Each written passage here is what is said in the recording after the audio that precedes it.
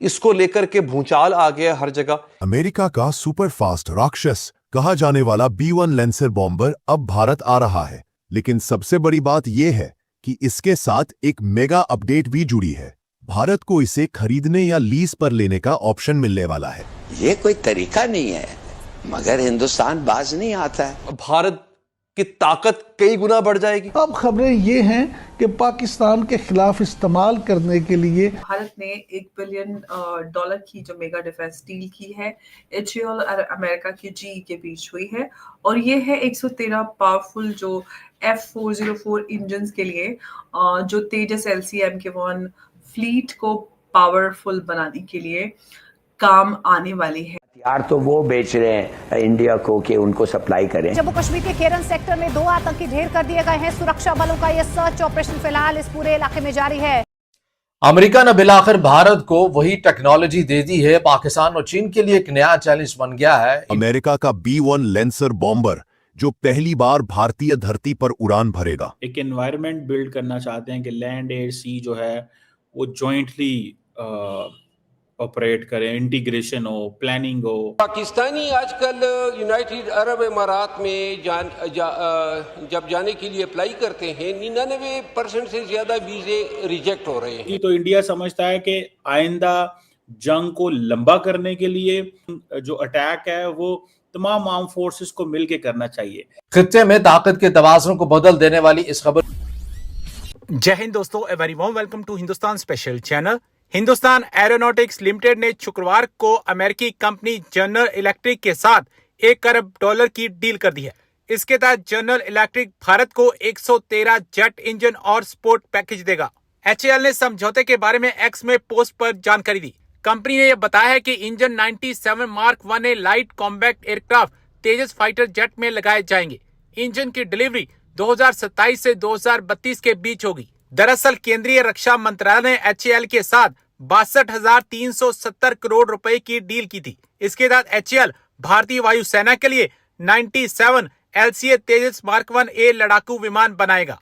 LCA तेजस mark 1A लड़ाकू विमानों को पाकिस्तान बॉर्डर के पास राजस्थान के बीकानेर स्थित नाल एयरबेस पर तैनात करने की योजना है। रक्षा मंत्रालय ने बताया था कि इस जेट में स्वयं रक्षा कवच और कंट्रोल होंगे। मार्क 1A सिंगल इंजन वाले तेजस एयरक्राफ्ट का एडवांस वर्जन है। भारत ने $1 बिलियन की जो मेगा डिफेंस डील की है एचएएल और अमेरिका की जीई के बीच हुई है, और ये है 113 पावरफुल जो F404 इंजन के लिए जो तेजस LCM-1 फ्लीट को पावरफुल बनाने के लिए काम आने वाली है। हालांकि जो जीई और के साथ जो पिछली इंजन डील थी उसको लेकर भी काफी चर्चाएं रही। उमेश जी, बड़ी खबर है, $1 बिलियन की डील एचएएल और जीई के बीच। इंजन जो एडिशनल इंजन है जो पिछली डील है उससे अलग हटके, और 113 इंजन की जो ये डील है, किस तरह से देखना चाहिए? क्या जो हम एक तरफ तो भारत और अमेरिका की बात करते हैं तो ट्रेड को लेकर खटपट है, लेकिन डिफेंस कॉर्पोरेशन एकदम बराबर चल रही है। कैसे आप इसको देखिए? जो पिछले डील में हमें डीले फेस करना पड़ा, वो सारी चीजें मैं आपसे जानना चाहूंगी, सारी बातें। देखिए, भारत ने एक तरह से अपनी जो डिफेंस है, मिस्टेक्स है, उसे कहीं ना कहीं सीख रहे हैं और they are trying to ensure that future में डिलेस ना हो। 2021 में हमने उनके साथ पहला इंजन डील साइन किया था, हमारा जो 83 LCA Mk1A के एयरक्राफ्ट के लिए, और अभी जो हमने साइन किया है एडिशनल 97 LCA तेजस Mk1A एयरक्राफ्ट के लिए, जो सितंबर में हमने ऑर्डर दिए थे 66,000 करोड़ का। अब ये जो इंजन है ये $1 बिलियन का है, जिसमें 99 इंजन का बताया जाता है कि ये एक तरह से 99 इंजन या 113 इंजन को इनको सप्लाई किया जाएगा। देखिए अमर जी, जो तेजस का अभी जो मॉडल बनाया गया है उसके अंदर आप दूसरा कोई भी इंजन रिप्लेस नहीं कर सकते।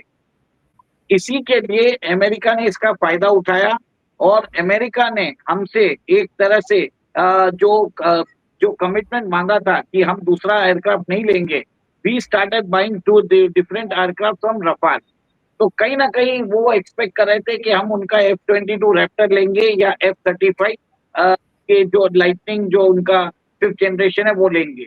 हमने मना कर दिया और हमने रफाल लिया। अभी इंजन देना उन्होंने चालू कर दिया। 4 इंजन इस साल उन्होंने दे दिया है by end of this year. मतलब मार्च 2026 तक उन्होंने बोला है कि 12 इंजन दे देंगे। आजकल जो इंडिया की जो फौज है ये ट्रिशल एक्सरसाइजेस कर रही है, कहा जा रहा है कि ये बेसिकली मल्टी डोमेन ऑपरेशंस की तैयारी हो रही है और एक जो वो जिसे कहते हैं ना एक एनवायरनमेंट बिल्ड करना चाहते हैं कि लैंड एयर सी जो है वो जॉइंटली ऑपरेट करें, इंटीग्रेशन हो, प्लानिंग हो, इस तरह की बहुत सारी चीजें। आपको क्या लगता है कि ये ऑपरेशन सिंदूर जो इंडिया ने किया उसके बाद इंडिया ने महसूस किया कि हमें जंग को अपनी डायरेक्शन में लेके जाना चाहिए, मींस कि अगर नेक्स्ट पाकिस्तान पे हमला हो तो लैंड एयर सी करें रादर देन कि आप सिर्फ एयर स्ट्राइक करें?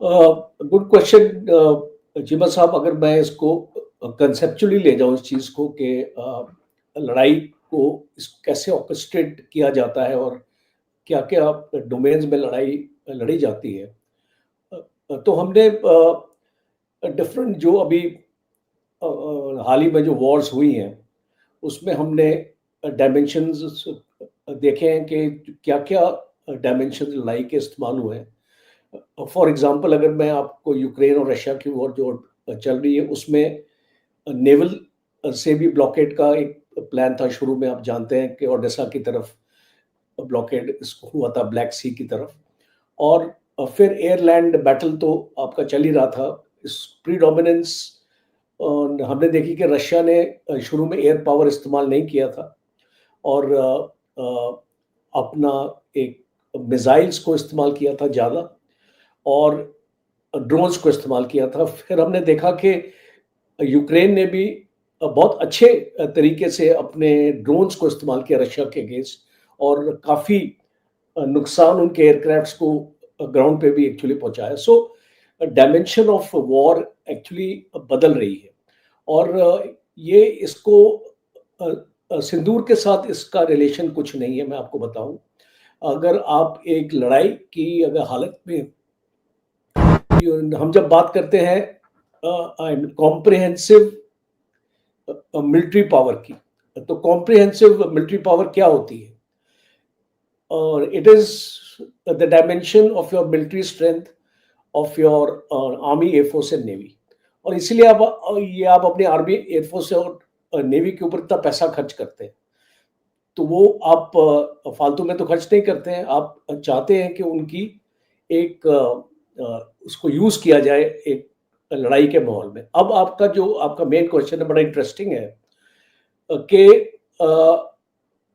Do nations want to fight long wars? Because अभी हम जब पाकिस्तान की तरफ भी देखते हैं, डॉक्ट्रिन भी पाकिस्तान के साथ हम अपने बनाते हैं, उसके बारे में सोचते हैं,